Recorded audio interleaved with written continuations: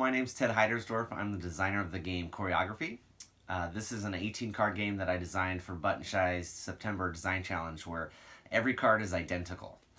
It's a two-player game, plays in about 5 to 10 minutes, and is good for ages 10 and up.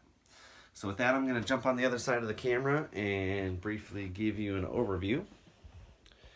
In Choreography, players are ballet teachers who have been tasked with choreographing the same show.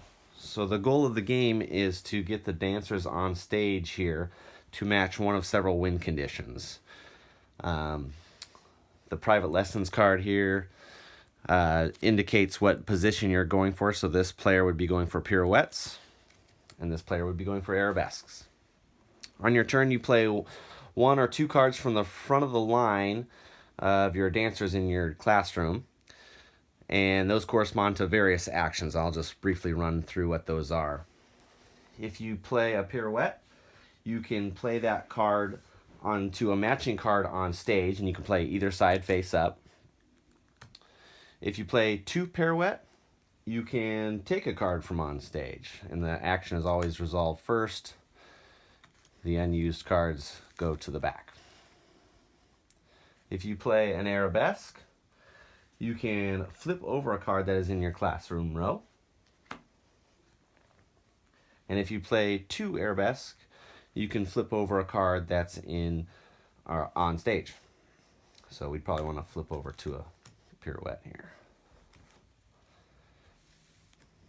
If you play an arabesque and a pirouette, you can play either one of those cards onto a card on stage, and it doesn't have to match.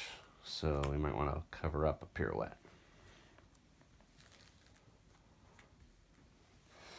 Now, if you have your private lessons card available, which you start the game with this available, say this is a pirouette and an arabesque at the front, you can play that in conjunction with a pirouette and an arabesque, and that gives you two actions. You would get to take a card and play a card, and it does not need to match. So we would do that.